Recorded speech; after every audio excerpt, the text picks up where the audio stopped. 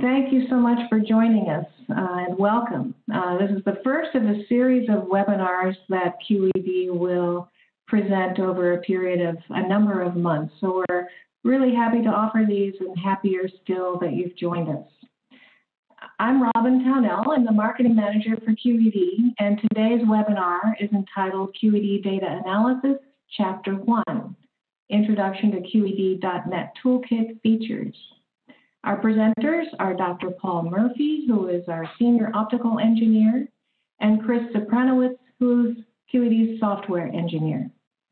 All right, thank you, Robin. I'm Paul Murphy. I'll be going first. All right, so here's an outline of what we're going to cover today in about an hour, 15 minutes or so. So first, we're going to go through some of the features that are available in the QED.NET software, specifically those related to analysis, some use cases, as well as go through the various environments you have to do analysis in. And then in later sections, we will show you how to use a notebook, specifically a specification example. And then finally, Mr. Sopranowicz will cover some creation of notebooks and tools. So we're going to go through these examples pretty fast, but as Robin said, we are recording this video so you can watch it later at your own pace. So if you'd like to, open your own version of the software and follow along, pause the video, and so on, you'll be able to do that. Okay, so first, let's overview of the QED.NET software. So it powers both our metrology and our polishing machines, at least our modern ones. But there are also desktop versions. So specifically what we're going to be focusing on is the Toolkit. So here is a table of features. It's not a complete list, but it's a mostly complete list of features and which software flavors have them. So specifically focusing on the Toolkit, so the Toolkit has most of the analysis features, and we are specifically going to be focusing on these bits here, where we'll demonstrate the tools and we'll demonstrate how to use them in various environments. Now, bear in mind that what we're covering today will be applicable to your QFlex machines, your modern large Q22 machines, and ASI and SSIQ, because as you can see, those are supersets of what the Toolkit offers. Okay. All right, so what are some examples of which you might want to use these Toolkit analysis features? So on the shop floor, you can free up some machine time either by using it for data analysis or by using it for part entry, for example. For back office people who want to do some data analysis, you can analyze and troubleshoot problems away from the machine. And you can use it instead of programs like MATLAB or other sort of features to assist you in programming your own custom tool. And last but not least, we have quality assurance. You can easily perform analyses for QA specs such as ISO 10110, generate good-looking reports that you can use for archival purposes. So lots of different uses for this software, and we'll demonstrate some applications. So first off, what's a tool?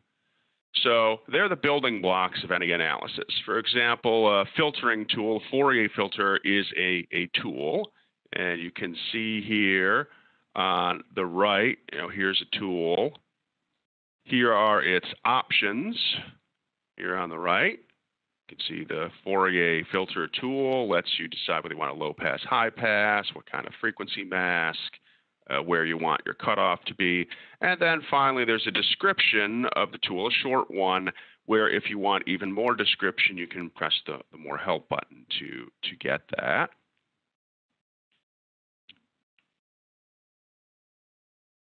So if we want to find a particular tool, as we said, there are over 200 of them, the kind of easiest way to do that is just to use the search bar. So you can type in into the filter box like Zern, and Zernicke removal will show up. You can also search by favorite tools, which are these stars. So if you only wanted to, if you had a frequently used set of tools that you had favorited, you can search by those. You can also browse by category. So now let's look at the various environments that we have to use these tools in. So there's not just one, there's actually 3 separate environments that you can use these tools in. So the first one we're going to cover is the Scratchpad, which in some sense is just like a connect the dots exercise. So it's a free, flexible environment for performing kind of prototype analyses. Specifically, you're not quite sure exactly what analysis you might want to do, and so you would use this environment to do it. It's very free flow. Why would you use this? As I said, it's good for free analysis where you're not sure, exploratory analysis. It's also good for quickly operating on multiple measurements, like if you wanted to take the difference between 2 maps to, say, evaluate repeatability. It's very easy and convenient to do that.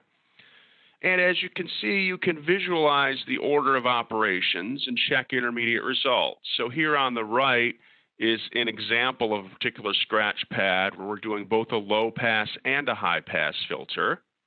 So here's the original map. A mask is applied. There's the result of the mask. We then say, oh, we want to remove Zernicke's from that, and so on. You can see the various paths that the analysis flow is taking.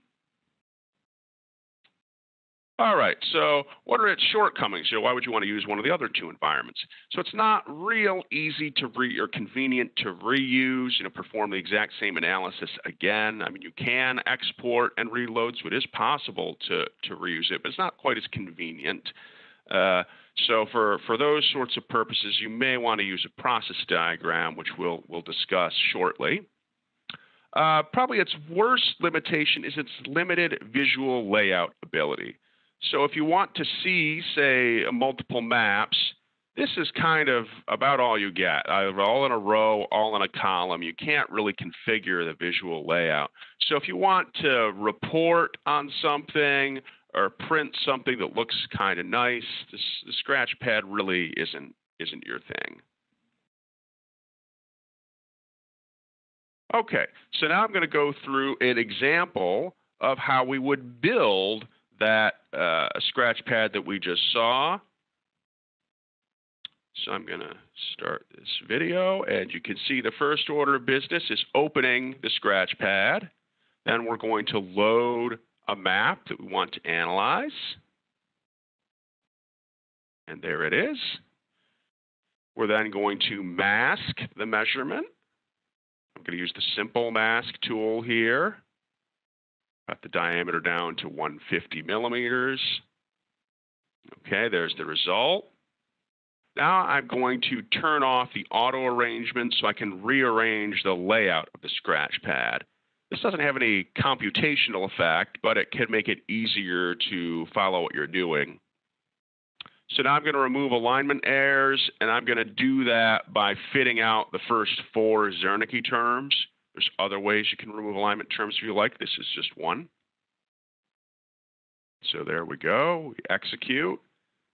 And now we have split up the alignment errors from the alignment error remove map. And now we're going to do some more rearranging. If you have a larger monitor with more pixels, you don't have to do as much rearranging. But of course, the icons will be smaller. Okay, so now let's go ahead and apply the Fourier filter that we saw on the previous slide. You see 4 shows up the Fourier filter. I'm going to change it to wavelength units. So I can just type in my 10 millimeters into the low cutoff, and it will apply that filter for me. You can see it looks coarser. Yeah, there it is, filtered version. Okay, So now to get the high pass result, I'm going to take the result of the low pass and subtract it from the original with a difference tool.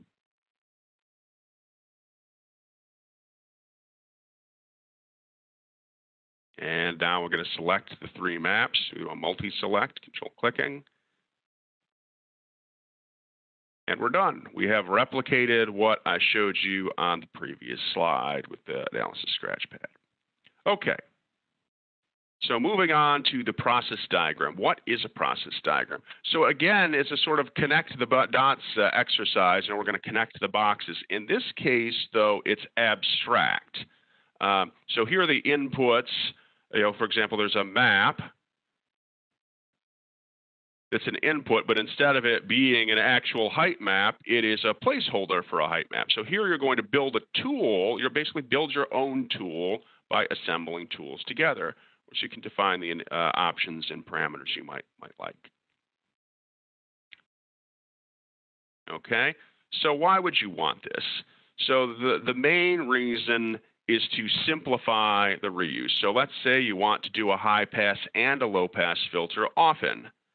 Well, there isn't a built-in tool for that, so you can see here as I've made my own to do that, where this will output both a high and a low-pass filter instead of restricting you to one or the other. And then you can use this in the other environments in the Scratchpad or notebooks, which we'll cover momentarily. The other main purpose of making a process diagram is to simplify a complicated analysis. So if you have many blocks in your Scratchpad or notebook, you might want to group some of those operations together into a single tool. And then that will make your Scratchpad or your notebook more readable and easier for you to maintain. Okay, so now let's go through an example of how to create a process diagram from what we did in the Scratchpad before. So if we again want to make a low pass filter plus high pass filter tool, let's see how we would do that. Okay, so we're going to start with the old Scratchpad, and we're going to convert to process diagram. That's doing the bulk of the work. Now we're going to clean up stuff from that Scratchpad we don't want in our tool. We're going to move some stuff around.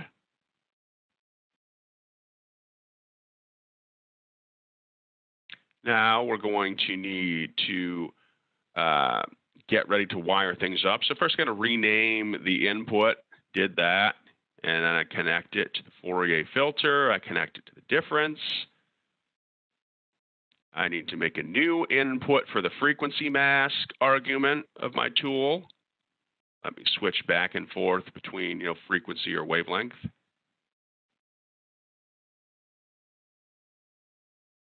Actually, no, that one is ideal versus Gaussian or such. So yeah, now we're changing the default to an ideal filter.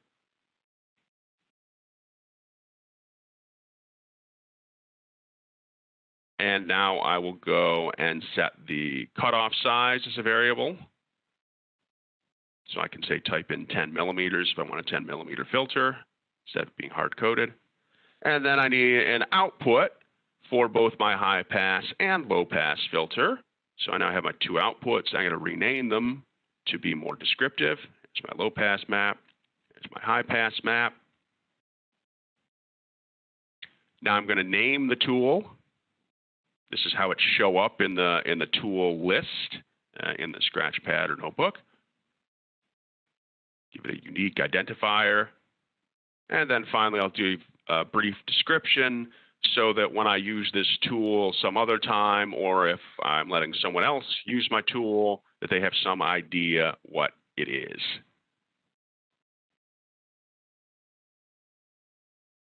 All right, and then I can go ahead and save it. I need to save it at a particular location if I actually want to use it. It's going to be the app script folder. And now I'll demonstrate its use. So now I've saved it. There you can see there's the LPF, low pass filter plus diff tool. I'll go and apply it to that Zernike result.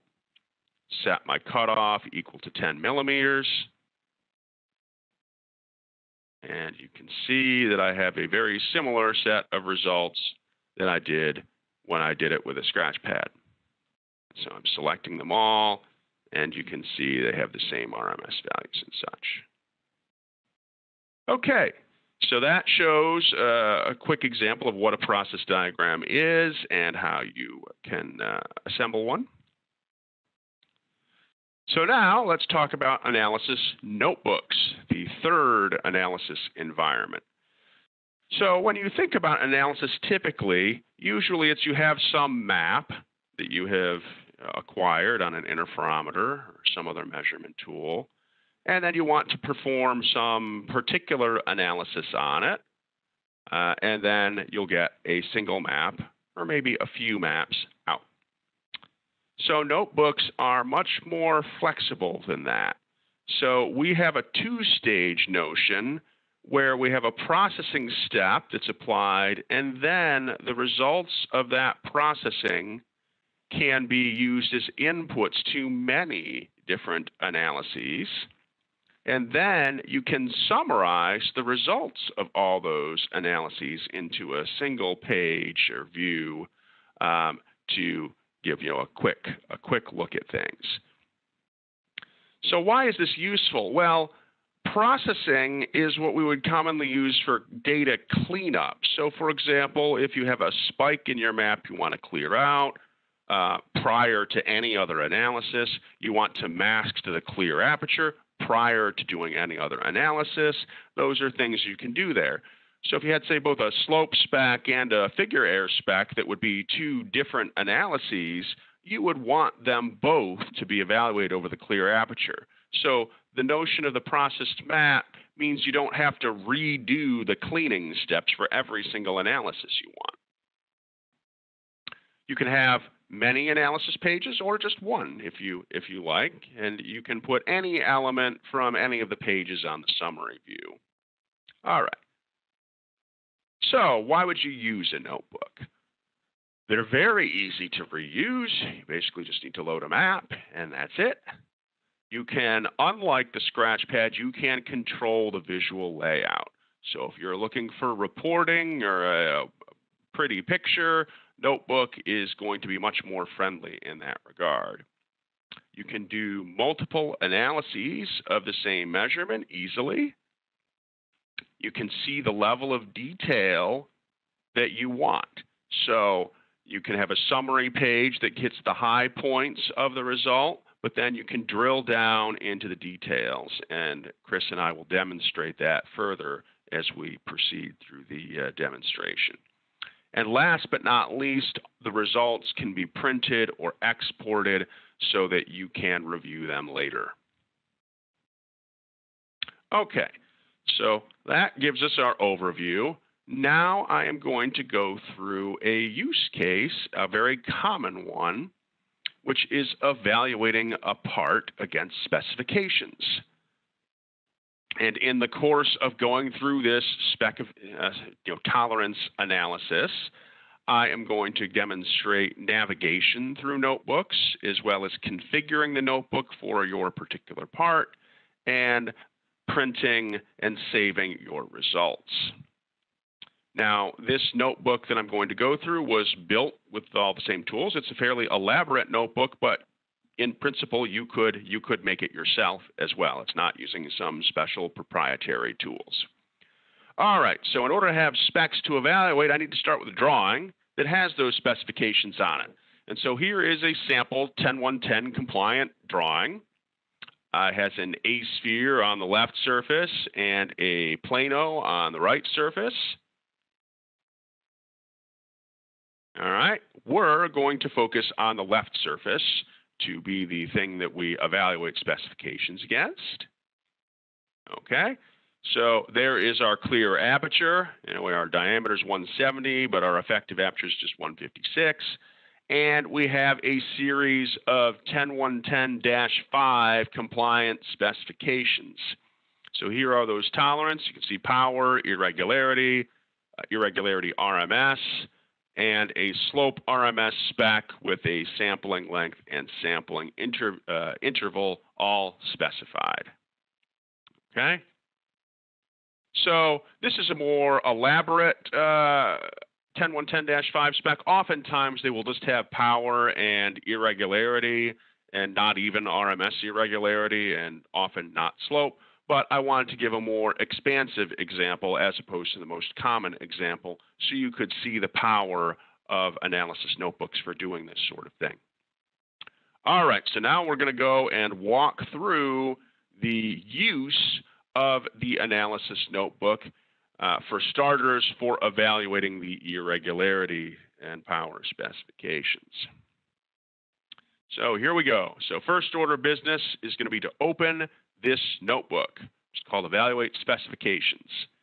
So we'll go in the QED Notebooks folder under Documents where this would be installed by default. Select it and open it. Okay. So now we've got our notebook. Now we need to load a map, the map that we want to evaluate the specifications of. And here we have, and read our map in. All right. So now it's processing all the various pages and operations that are encapsulated in this notebook. There are many. We're going to open the processing page that we talked about. So first, we're going to demonstrate the enable and disable function of the tools. So basically, this lets you have a tool that is in your notebook but doesn't do anything.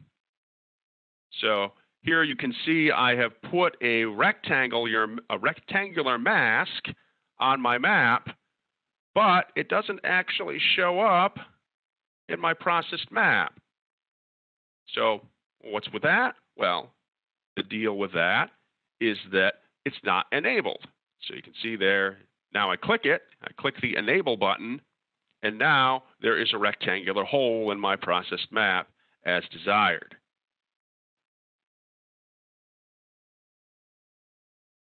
Okay. So you can do that with any of the tools that have the enable, disable tool in it. So we can also hide and show tools. So here I'll just demonstrate hiding the create mask tool. See, it's gone. And now we'll show it back up again.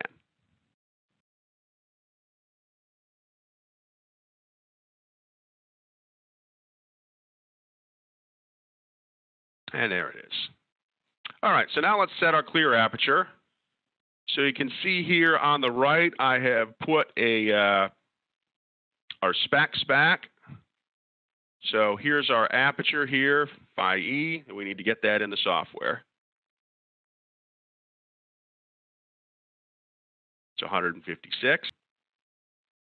So now we're masking. I need to check the crop button to actually apply it. Crop checkbox, rather. There it is. So now I'm going to navigate to the ISO analysis page. Now that I've processed my data how I want, I need to go analyze it.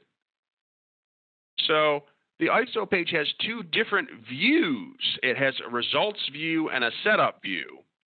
So there's the same kind of processing going on behind the scenes, but we have two different ways to look at it. You can have multiple views. In this case, it's a sort of setup. Here you can see, we're going to go and configure the tool. So the first thing that we're going to do in this configuration is enter the ISO 10110 tolerances, which you can see I've copied here.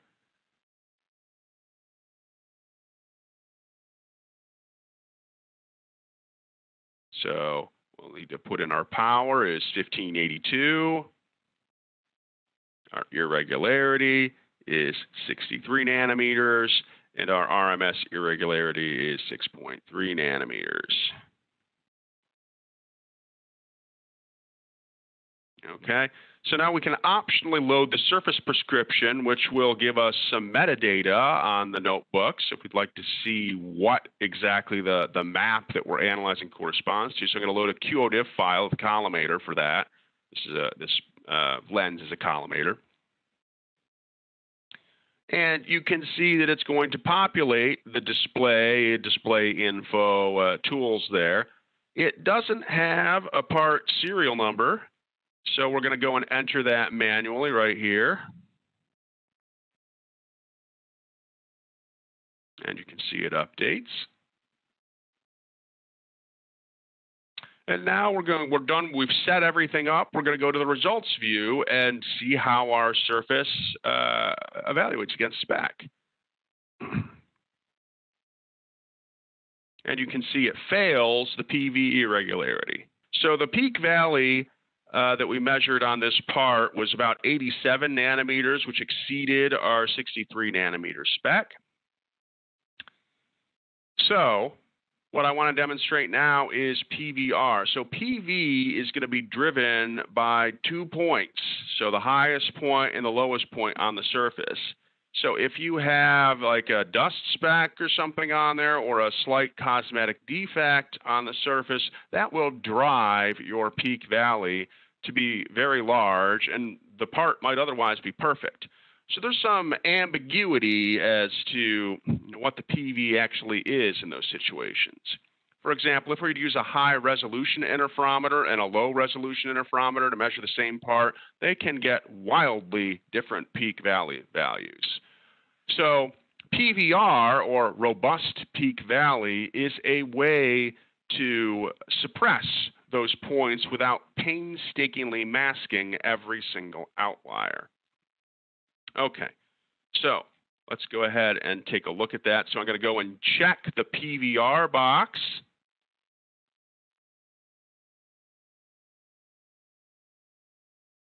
And now you can see everything passes.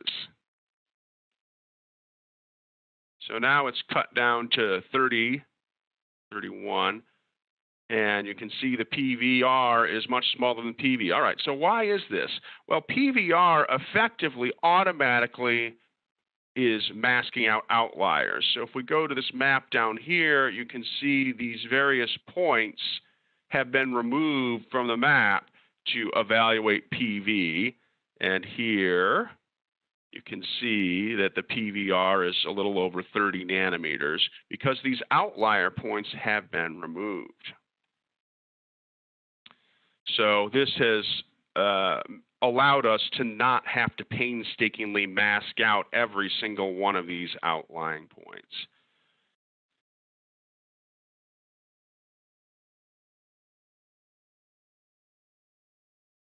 Okay. So now let's demonstrate printing this particular notebook page. We'll set up the page setup. You can see the right portion is not going to be printed. It's mostly configuration stuff. We could adjust that if you want, but it's fine for what I want. And I'll go to page and print.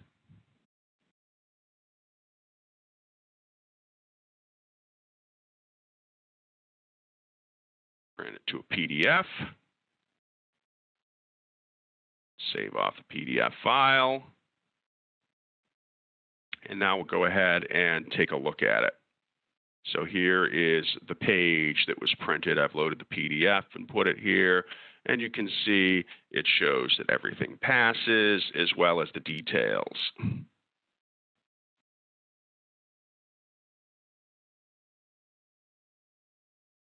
All right.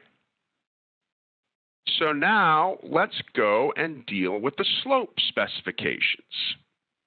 All right, so we only did the power and irregularity specifications.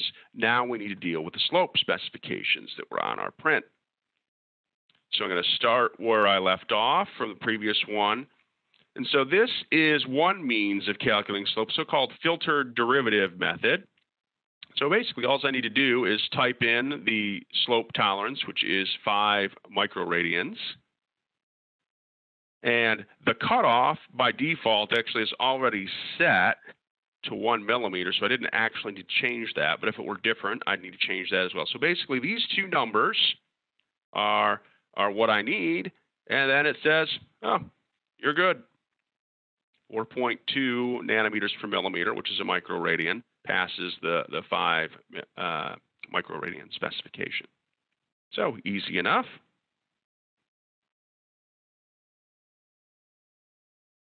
Now, that's one way to calculate slope. That turns out to not be the ISO 10110-5 compliant means of doing it. So ISO 10110-5 references ISO 14999-4, which basically just tells you how to calculate slope for a 3/slope specification. So one of the things that's specified is that you are evaluating you're basically doing a best fit plane over a subaperture and over every subaperture possible on that part. So one of the things that's specified is that subaperture shall be square. So I am going to uncheck use circular subaperture to make it a square subaperture. Then I'll put in the tolerances. In this case, we just have, pause it for a moment here. So here's the bit from the print that we need to deal with. So it's 5 microradians over a 1 millimeter subaperture size and 0.25 millimeter sampling. So I put in my 5, and now I'm upping to use full resolution. And now I'll put in my 1 millimeter subaperture size.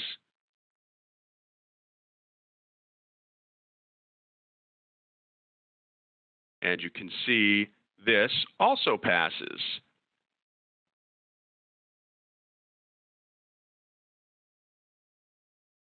Okay, so now let's go back to the summary page and clean up the layout a bit. There are a few specifications on this page that we're not using. So we don't have a bandpass RMS spec, and we don't have a subaperture RMS spec. We have a subaperture slope spec, but not a subaperture RMS spec. So we want these two to go away, and the ISO 10110-5 slope computation method is not showing up. So we want to show that. So those are some 3 bits of cleanup we need to do on this page. So we're going to keep the filtered derivative slope. We don't strictly speaking need it since this is ISO 10110, but it's nice for comparison. So I'm going to remove a widget from the summary. So gone, bandpass RMS spec. That's one way to get rid of it. Another way to get rid of things is to simply hide them. So they'll still exist in the notebook, but they're merely not shown. So I'm going to hide the subaperture RMS and show the subaperture slope. And you can see the subaperture RMS went away, and then we have these guys down the bottom here that I'm going to move up. So there's our subaperture slope spec, which is going to be for our 10110-5 slope. You can see they're not the same. Different computation methods give different results. They both pass in this case. All right, so now let's go and get ready for printing. So here is still another way to control what comes out when you are printing. You can, of course, remove things from the pages themselves, but you can also just say there are whole pages that will not get printed. So the bandpass RMS page, we don't want to print. The setup page, we also don't want to print. Note that it is already unchecked, so setup won't be printed. The process data won't be printed. And now we're going to go ahead and get rid of the bandpass RMS as well. So that won't be printed. We can also just flat out delete the page. So instead of not printing the bandpass RMS, we can just delete it and remove it from this particular notebook. It is gone. So lots of different ways to kind of configure what you want to see. All right, so now we're going to save the notebook without the loaded map. So this is going to save all the configuration information, like those specifications that we entered, but it's not going to actually save the map we loaded. So this makes it ideal for a template. So if we want to evaluate another part in a batch, it's a same prescription but different measurement, or some weeks in the future, your customer orders more of this part, you'll have the notebook ready to go. So now I'll demonstrate and open that notebook that I just saved.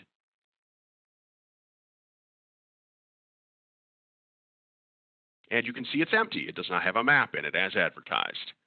So we need to load the map back in if we want to see if it is actually the same as the other one. So I'll go ahead and do that.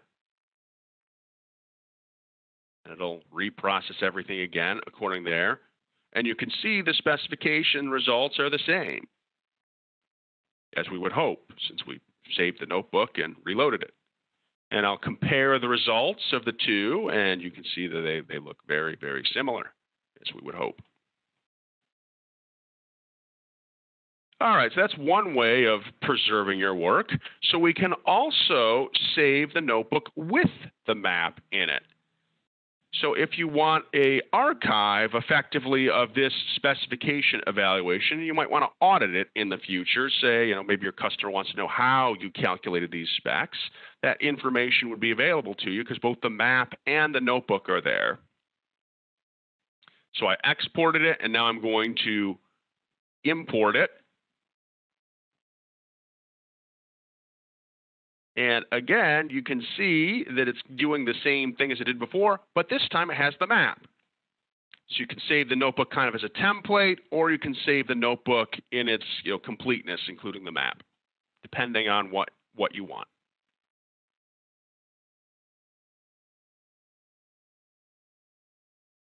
And of course, the other thing that we can do is print, as we demonstrated before. But what I demonstrated with the other example was just printing the page. Now I'm going to print the whole notebook. So it's going to include the summary as well as the various analyses pages that we are using.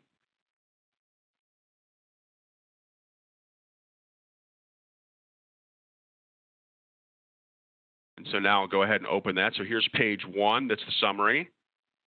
Page 2 includes 10.110-5. Page 3 has the subaperture slope, and page 4 has the filtered slope. All right. So that is how you can use the QED Toolkit to evaluate a part against specifications. So just to review, so notebooks are great for evaluating optical specs. We've put together these notebooks for your use. You can adjust them to do your specifications. We have several different specifications we can evaluate automatically. You can, of course, make your own as well, which Chris will demonstrate more of that shortly. So you just enter the specs from your drawing, load your measurement, and it does the rest. So you have several options for saving your results. You can print the PDF for a sort of quality assurance record. You can save the notebook for reuse on, in the future. And it will have the tolerances that you typed in, any adjustments you made to the layout, and your print settings. So again, once you've done this, you can just load your map and adjust the processing, if you need to change some spike removal or something, and go. If you have an ASI machine, you can actually go and take the notebook and set it as your default for the workspace. So you have a workspace set up for measuring, some A-sphere that you're making. You can store the analysis notebook for that part in that workspace, so it will automatically evaluate it for you. And finally, you can export the notebook with the map in it if you want a complete record of what was done. If a PDF isn't enough and you actually want to be able to audit the analysis. So with that, I am going to turn it over to Chris. All right. Thanks, Paul. Hello, everybody. Okay. So now I'm going to talk about how, in addition to just using existing notebooks, you can also create your own or modify ours for any analysis that you might want to perform.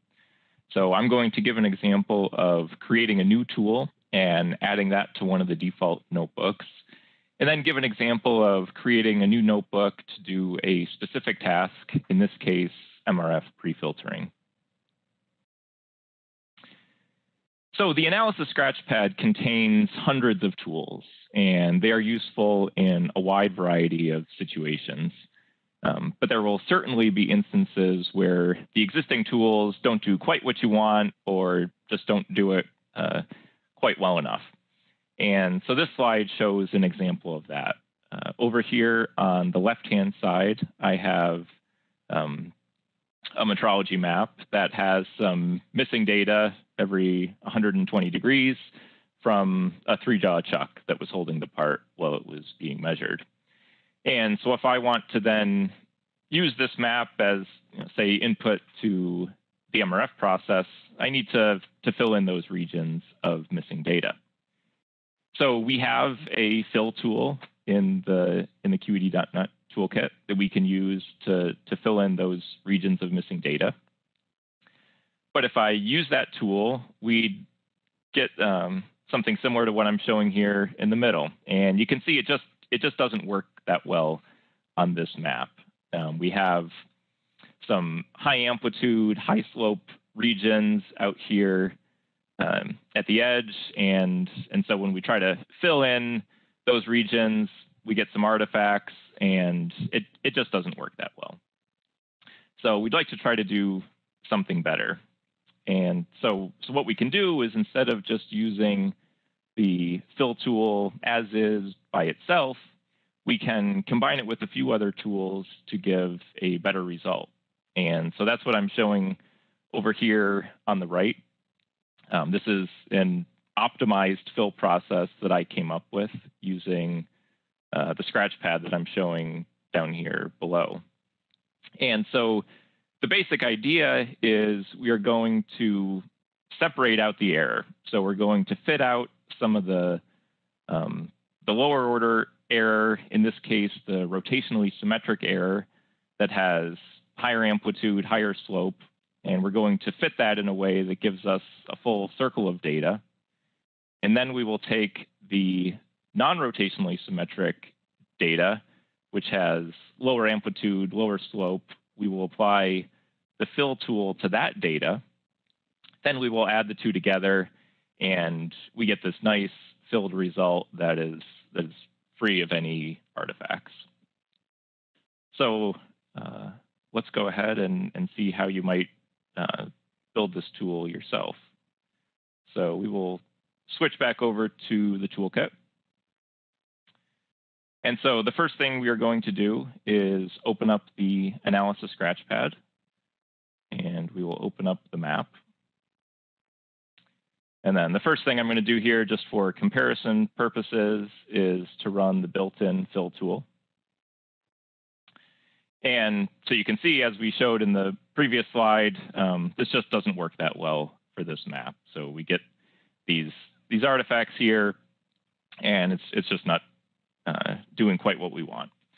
So again, the strategy that we're going to use is we're going to separate out the error and fit it in a way that gives us a full circle of data for part of the error, in this case, the rotationally symmetric figure error. And then we will take the non-rotationally symmetric error that has lower amplitude, lower slope, and we'll use the fill tool on that map and then combine them back together. And so there's a few different ways you could do this in the Scratchpad. You could use one of the advanced Zernike fitting and generation tools, but I think the easiest way to do this is to use the compute symmetric and asymmetric error tool. And so that's what we're going to do in this case. So I'm going to select that original map and just start typing the name of the tool. So I've selected the compute symmetric and asymmetric error tool that I want to use. And this tool just has one option, but it's an important one for this application. So the option here is asking whether or not I want to preserve invalid data points in the symmetric map after it does the fitting and the error separation. And in this case, I don't want that. I want my rotationally symmetric map to be a full circle of data. So I'm going to uncheck that option before running the tool. And then I'll run it. And you can see here, this gives me a nice circle of data for the rotationally symmetric error. And it's able to do that because it's just averaging all the points at a particular radial distance from the center. So as long as I don't have any full rings of missing data, I'm able to get full valid data over this entire circular aperture. And so now what I'm going to do is I'm going to just set that aside for a moment and take the asymmetric error and now apply the filling tool to that map. So I'm going to select that, then select that fill to perimeter tool.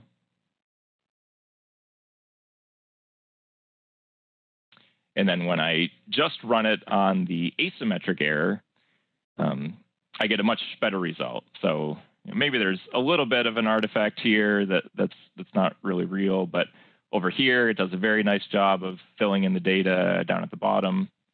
It does a really nice job as well. Okay, and now that I have this this filled result on just the asymmetric error, now what I can do is combine that back with the rotationally symmetric error. So I will select those two maps and then use the sum tool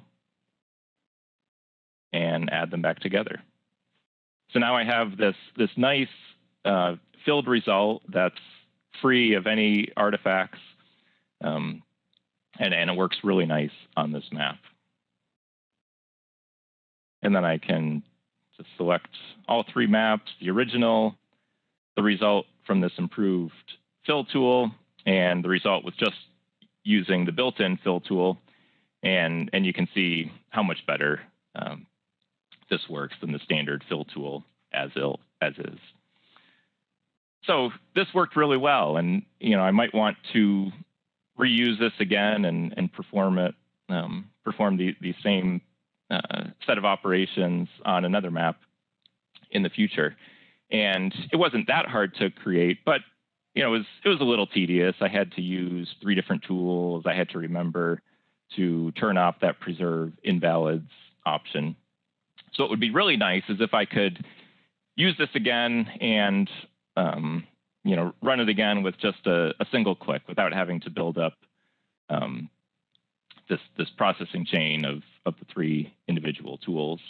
And then it would be also nice if I could put this in a notebook to make it really easy to use. So that's what we'll demonstrate now.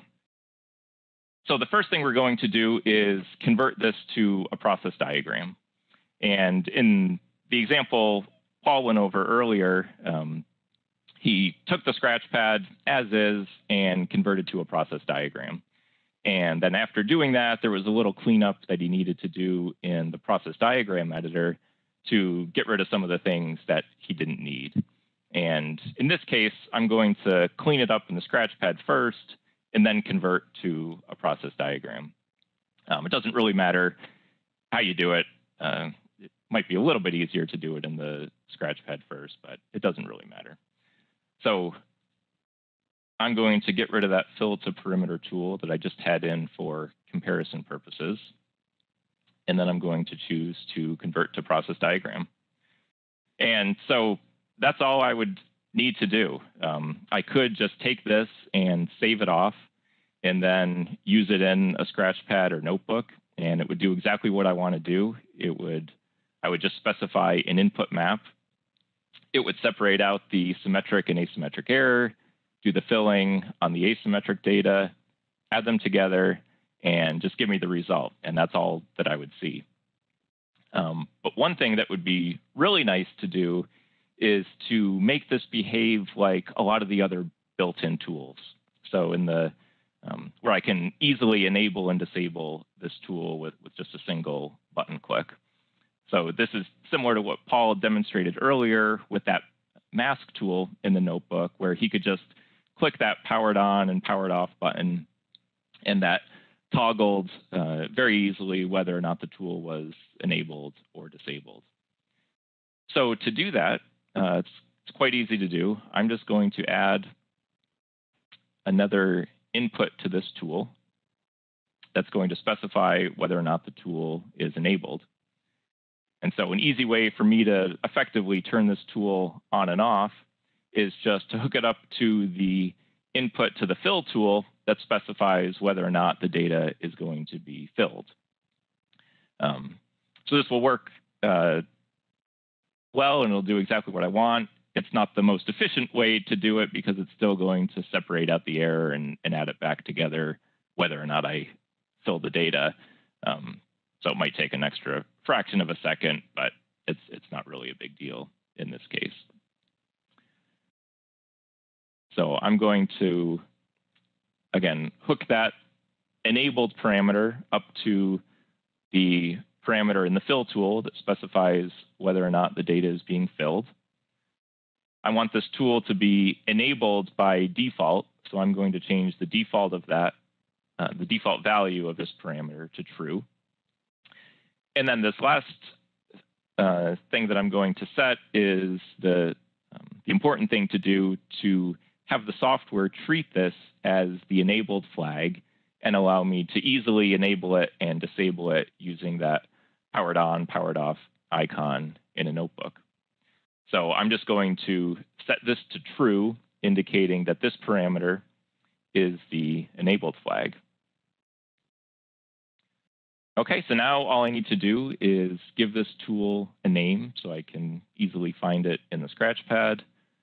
I'm going to give it a unique identifier here, and then give it a description so I can remember what this does and why I might want to use it.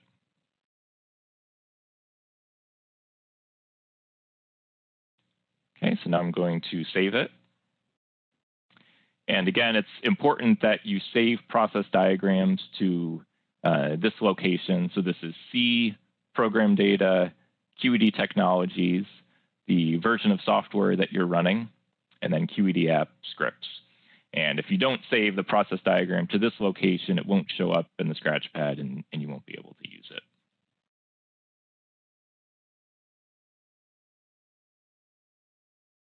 Okay, so now that we've consolidated all these steps into a single analysis tool, let's look at how you could use this in a notebook and replace the built-in fill tool with our new improved robust fill tool. So to do that, I'm going to go to the File menu and open up our default single map notebook. And whenever you're editing a notebook, it's easiest to load a map in first, even if you don't actually care about processing this map. It'll just make it easier to visualize exactly what's being done and change the tools to do what you want to do. So I'm going to open up that map again. And then I'm going to navigate to the process data page. And so you'll see this notebook is a very general purpose notebook that gives you a handful of options for cleaning up the data. So masking, aberration removal, spike removal, and it has our standard fill tool right here.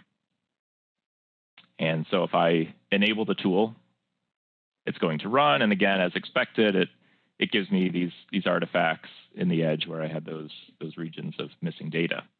So let's go ahead and replace this fill tool with our improved fill tool. So to do that, I'm going to navigate down to the diagram.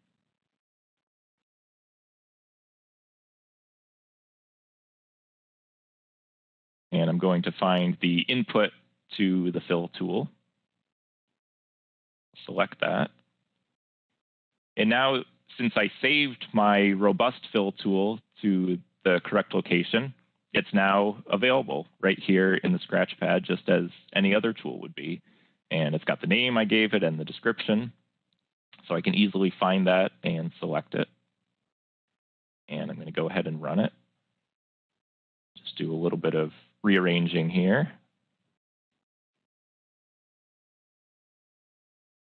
And now I don't need the original fill tool anymore, so I can go ahead and just delete that. And then again, just do a little bit of rearranging and clean up the naming.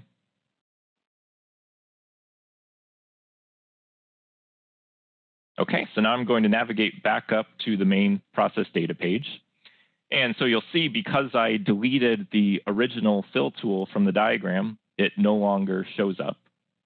And also, when you add tools to the diagram, they don't automatically show up here. So I need to specify which new controls I added to the diagram, which ones I want to see on this process data page. So to do that, just go down to the controls button and click this eyeball icon to show the robust fill tool. And then I just need to resize it and move it to where I want it to be. And so one thing you'll notice is that even though we specified 2 parameters for this tool, there's only one that's being displayed. So it's just the map input parameter, and this is just telling me what map I'm using as the input.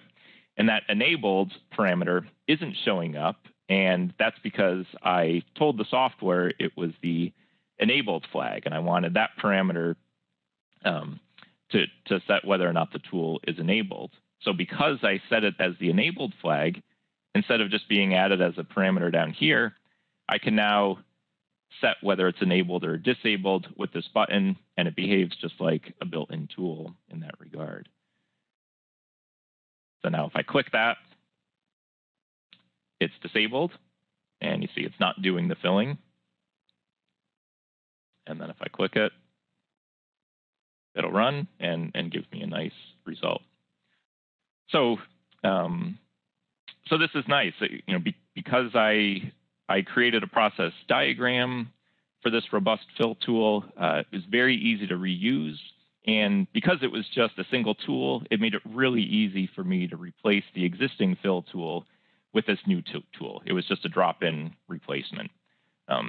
Down in the diagram of the notebook, you know, I didn't have to use the process diagram that I just created. I could have still built it up using the 3 tools I had used earlier. I could have added the compute symmetric and asymmetric error tool, the fill tool, and the sum tool. But that would have just cluttered up the diagram. And when I went back to look at the diagram, it would have made it more difficult for me to understand the processing flow. So it was really beneficial in this case to create a process diagram, consolidate it down to a single tool, and it's really easy to reuse and use as a drop-in replacement for the other fill tool.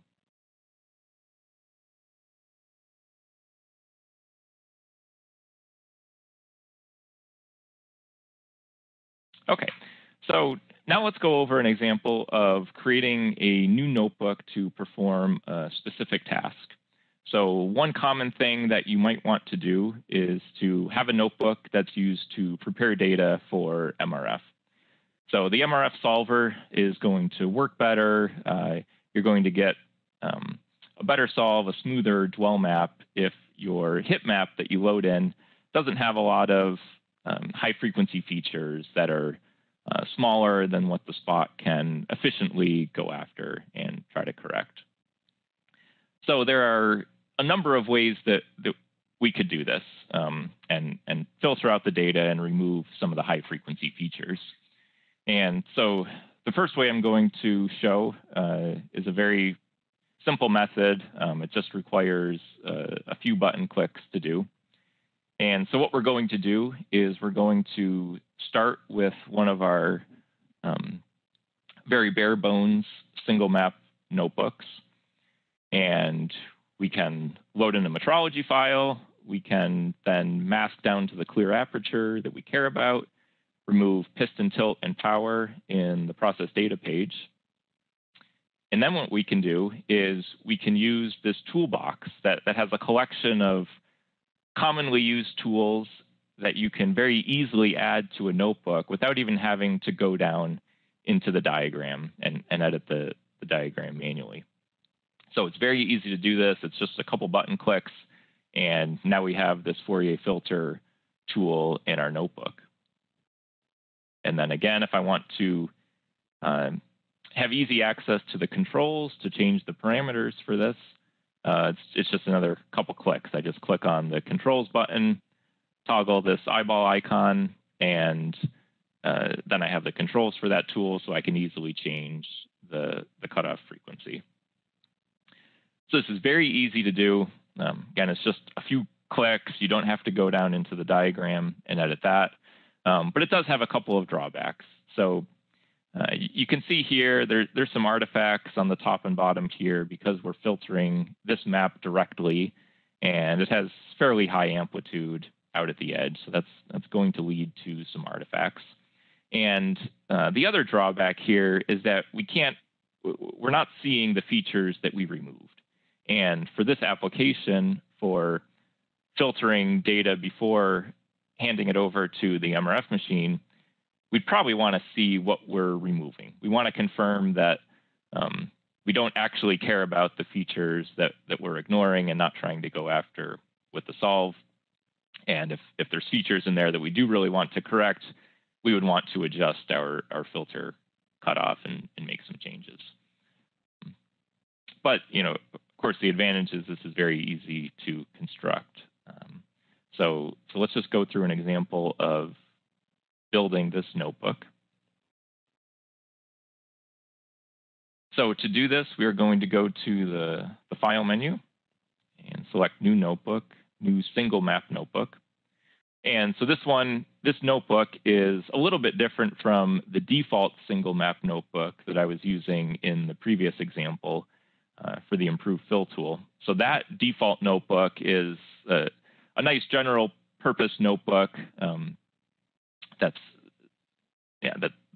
useful for cleaning up data, and you can probably use it in many cases as is. If you select New Notebook, that will give you not a completely empty notebook, but it gives a pretty bare bones notebook with just a couple of tools in the process data page. And this is probably better if you really want to build up the notebook yourself, essentially from scratch. So that's the one I've selected in this case. So the first thing I'm going to do is open up my map and then navigate to the process data page.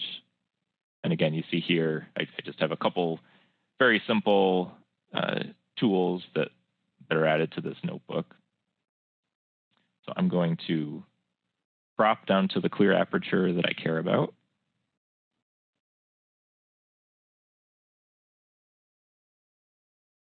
And then remove piston, tilt, and power. And I'm going to navigate back up to the main notebook page. And now I'm going to go to this analysis page. And this is where I'm going to add the Fourier filter. So again, it's very easy to do this. Just click on the toolbox. I just start typing the name of the tool I want to add. And then I can right-click that, select Options, and change the input parameters to this tool. So I can set the frequency cutoff that I want to use. And now I'll just do a little bit of cleanup here. I'm going to remove this from the summary page and choose to show the Fourier filter result instead. So I just toggle that Show on Summary option and turn it on for this result. And now back on the main notebook page, now I have a nice summary of what's going on. I'm loading in this raw data. I'm masking down to the clear aperture and removing aberrations. And then I'm applying my filter. And then one other thing I can do is I can go back to that analysis page and I can click the controls button and show the controls for this tool just to make it a little bit easier to change the input parameters. So again, this was really easy. It was just a few button clicks, very easy to create. But again, it did have a couple drawbacks. So what we could do instead to make this a little bit better and more robust is instead of just filtering the map directly, we can do something similar to what we did for that improved fill tool. We can remove some of the low order error and set that aside for a second, and then take the residual from that low order removal process and apply the filter to that map. And by doing that, we won't have the the artifacts at the top and bottom of the map that we saw using the previous method. So we can then combine that filtered map with the low order map to give us a total filtered map that we would then hand over to the MRF process. And we can also subtract out the low pass filtered map from the input to the filter tool to see effectively the high pass map and the features that we removed. So this is just a little bit more complicated. We now have to go down into the diagram, and we need to add all these tools ourselves and hook them up appropriately. And on the analysis page, none of these things are going to be displayed by default. So we're going to have to choose to show the controls and then add these map display widgets to show the maps that we care about. But it's still not too hard to do. So let's jump back over to the toolkit again and show you how to construct this notebook. So the first few steps are exactly the same. We're going to open up that single map notebook, load in our metrology map, go to the process data page, mask down to the clear aperture.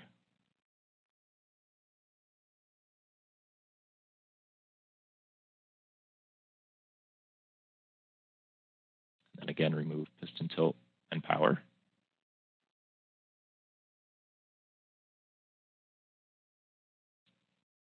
And we'll navigate back up to the main notebook page and then navigate to the analysis page. Oops. Sorry about that.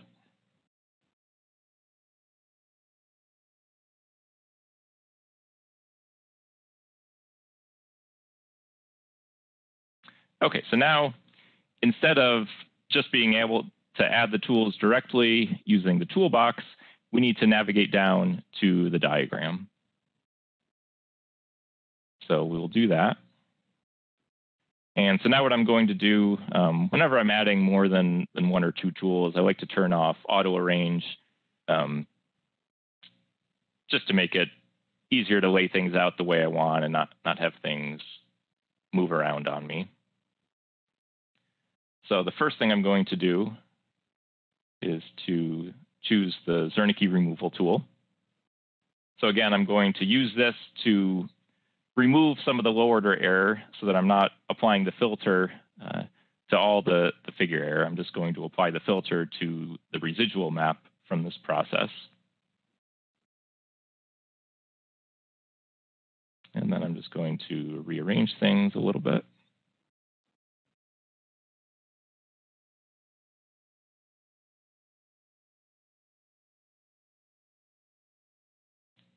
And again, I'm going to take the residual map from the Zernike removal, and I'm going to apply the Fourier filter to this map.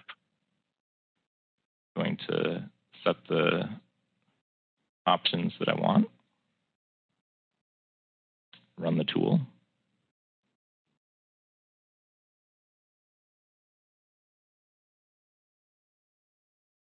And now what I'm going to do is subtract the filtered map from this residual map from the Zernike tool, and that will give me the high pass map, and it'll show me the features that I removed.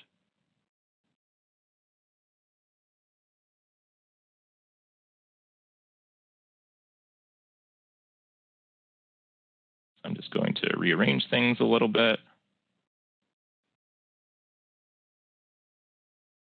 Then double click there to rename this just to make it easier to identify up on the analysis page.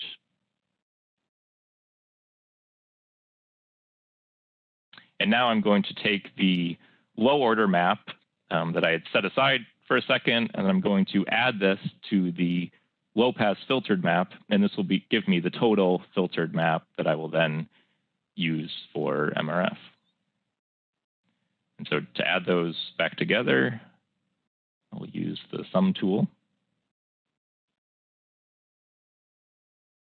So I'll add them, then just rearrange things a little bit, and again, rename this map just to make it easier to identify up on the analysis page. Okay, so now I navigate back up to the analysis page. And again, nothing's been added to the analysis page by default, so I will have to manually choose what I want to display from the diagram. So the first thing I'm going to do is I'm going to show those Fourier filter controls. And now I'm going to add a map display widget to show both the low-pass filtered map and the residual map with the features that were removed. So because I renamed those maps, they're very easy to find. So I choose the low-pass map first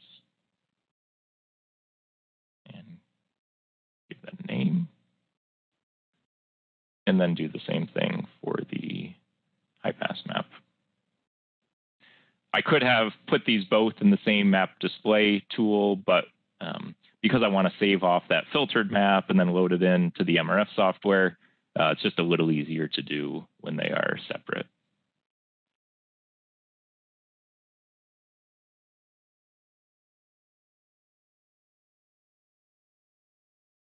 Okay, so now I have this nice notebook. It just took a few minutes to create, but it's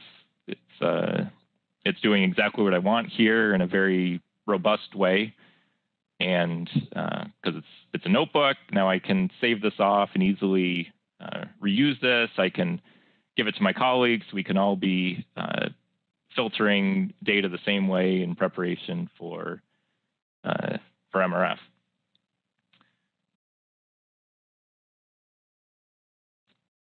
So the very first example we gave for this was really simple, but didn't work all that well. The next example was a little bit more complicated, but it worked very well and was a very robust process.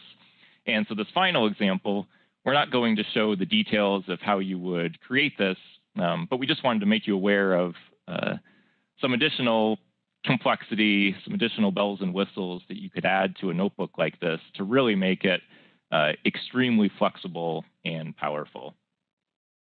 So I'm just going to briefly kind of show you some of the things that could be added to a notebook like this to make it even fancier, even more powerful and flexible. So the first thing this notebook is doing is it's a single map notebook, but it's actually allowing you to load a spot file into the notebook. So we're not going to really do any processing on the spot, but we're just loading it in so that we can extract the length and width from the spot and then use that as the filter cutoff for our Fourier filter tool. And the notebook actually gives you the option to either use the value computed from the spot or just type in your own value and override that value. The other thing this particular notebook does is it dynamically adjusts the fitting method that's performed, and it automatically detects whether the map is round, and if it is, it will use Zernike fitting, and if it's not round, it will use XY polynomial fitting. The other thing this does is it has a custom message here indicating exactly what the filter cutoff is that was used, because you can either have it be calculated from the spot or type it in yourself. This makes it very clear what the exact filter cutoff was that was actually used. And then this notebook also has an advanced view that's used just for some configuration parameters. So in this case, there are these two parameters here that allow you to specify multipliers on the spot's length and width to specify the actual cutoff frequency that's being used by the filter. So, again, we're showing this just to show you, a more advanced example of what can be done with notebooks. And one thing to stress is that you as a customer could create this exact notebook all by yourself. You have all the tools needed to do this. You certainly may need to ask us some questions on how exactly to do it, but you don't need any direct support from us to do this. We don't need to create it for you. In the toolkit, you have all the tools needed to create this yourself. And so, it's with notebooks, you can create really flexible, really powerful tools that do exactly what you need them to do for whatever your workflow requires, whatever processing you need to do for the parts in your shop, and to address whatever problems you have that you need to address with analysis or data processing tools.